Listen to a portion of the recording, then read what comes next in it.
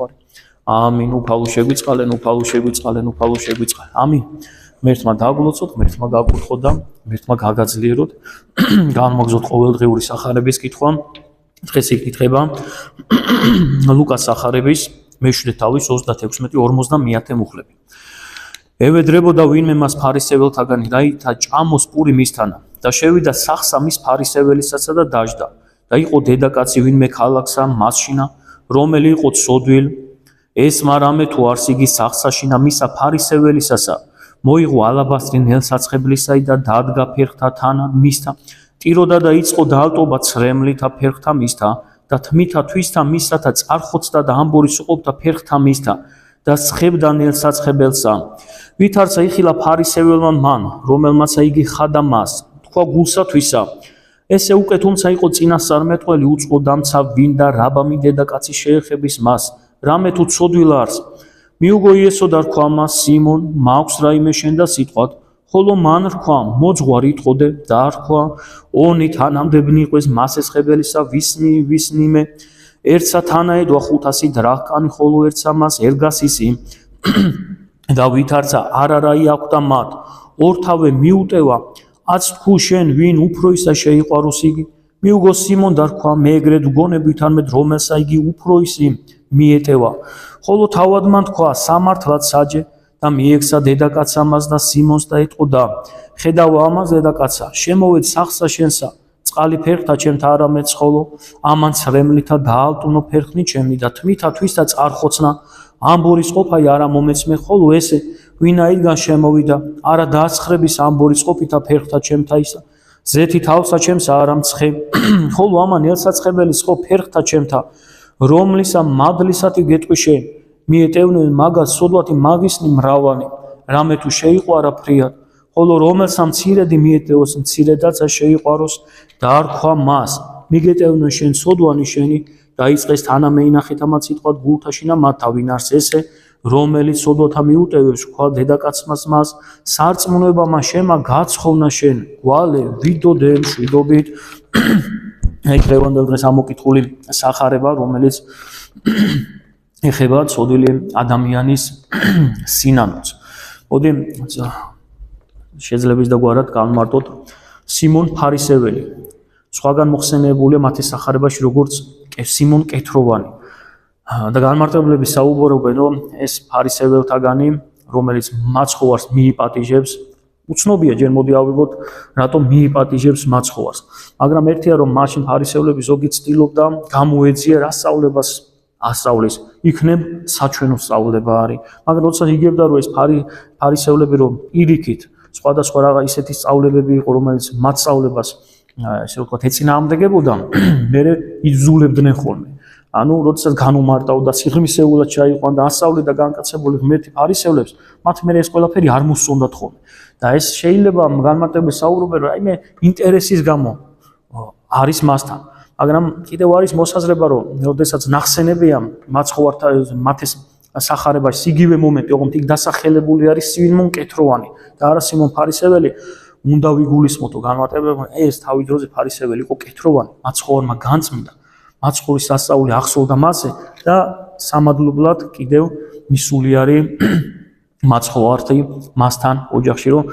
ფარისევი სიმონი გამოხატავს მადლიერებას და მიიპატიჟა მასთან სტუმრად მაგრამ ცოტა ხანში როდესაც გაიგებს ცოდვილი დედაკაცი და სავარაუდოა რომ ცოდვილი დედაკაცი იგებს იმ სასწაულის შესახებ რომ სიმონი რომელიც კეთროვანი იყო ოდესღაც მაცხოვარმა განკუნა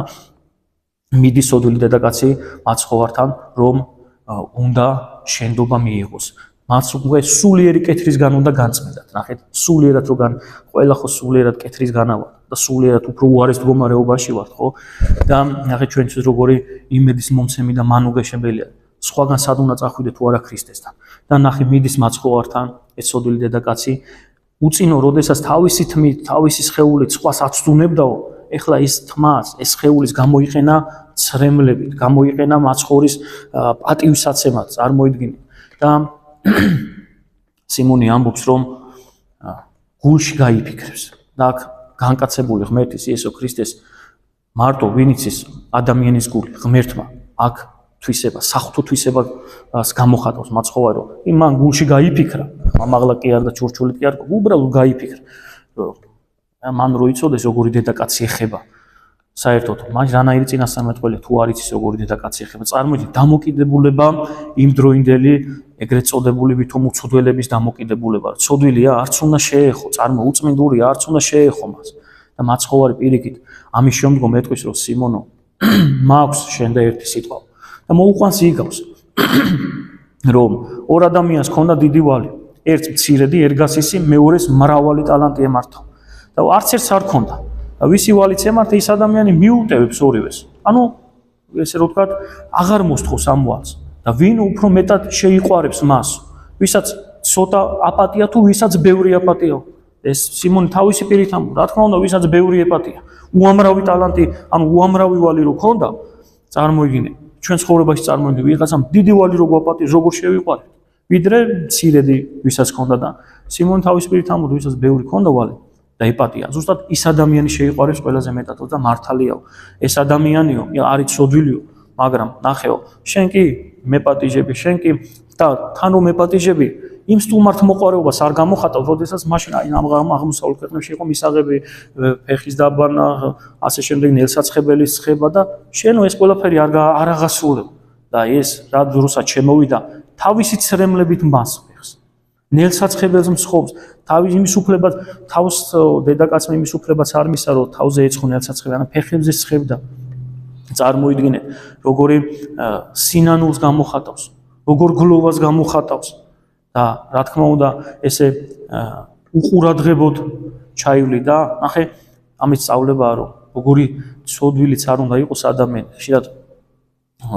ხშირად ვამბობთ ხოლმე ამას რომ რაღაცნაირ სულიერად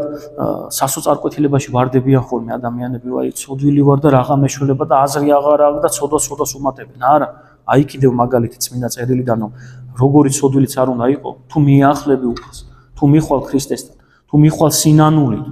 თუ მოხვალ ეკლესიაში შეინანებ გაპატიებს ღმერთი აბა რას იზავს ამისთვის მოვიდა წარმოიდგინე ადამიანებთან როგორ გაუცხოება როგორ ტერნი რო ვიყავით ღმერთის იმ დროს მოვიდა ღმერთი ჩვენთან და წარმოიდგინეთ და ჩვენ რომ მივიდეთ მასთან ზურგს გვაქცევს ამიტომაც დაადგინა უფალმა აი გუშინ წავიკითხეთ თომა მოციქულის სენების დღეს სახარება სადაც ამბობს რომ მიიღეთო სული წმინდაო და ვისაც აპატიებთ მეც ვაპატიებ მოციქულებიდან ვის მემკვიდრეებს და ასე მოდის ურღვევით ჯაჭვით სულიერი ჯაჭვით მღვდლობის მადლით ცოდვების პატიების და არ პატიებას და ვისაც აპატიებთ მეც ვაპატიებ და აი ეს მაგალითიც გვიჩვენა რომ რა გინდა ცოდვილი არ უნდა იყო თუ მიხვალ შეინანებ და უფალსო ამ განმარტებლები ამ სახარების განმარტებლები ამბობენ რომ ცოდვილმა დედაკაცმა ნელსაცხებელი მიართვა კეთილსურნელება მიართვა ცრემლი მიართვა და ჩვენსო მივართვათო პირველ რიგში სინანული უფალს მერე მივართვათო სათნოებებით გავილამაზოთ სული და ეს სათნოებების მირთმე როდესაც ნახავსო სათნოებებით ვილამაზებსო რა თქმა უნდა ღმერთი შეგვიწყალებს გადაგვარჩენს და მთელი სურვილის საღვთო სურვილიც ხო ეს არის რომ გვაცხოვნოს მეტი სურვილი არა აქვს ღმერთს რომ გვაცხოვნოს გადაგვარჩინოს უყვარს ადამიანი ღმერთს და მით უმეტეს ჩვენს თუ ამ გზას გავყვებით ანუ მოხდება მამები როგორც ამ სინერგია ღვთისა და ადამიანის ნების თანხვედრა უნდა ღმერთს უნდოდეს ადამიანს და აი მაშინ მოხდება ზუსტად განწმენდაც გადარჩენაც და ცხონებას აი დღევანდელ დღეს საკითხული სახარების ცირედი განმარტება რომ ყველა იმედიანად ვიყოთ ძალით კი არ უნდა ცოდოს ადამიანი მე შევინანებ ეს წარმოუდგენელი შეგვეშალა ვერ ვიცხოვრეთ ან ვერ ცხოვრობთ მივიდეთ უფალთან შევინანოთ მივართვათ ჩვენი აღსარება ჩვენი გული და ღმერთი განწმენს და როგორც უთხრა ამ ადამიანს რომ წადი ვალე შვიდობით ისევე თითოეულ ჩვენგანს მოგმადლის შვიდობას ღმერთმა დააგლოცოს გაკურთხო და გაგაძლიეროთ ამინ ჩვენთან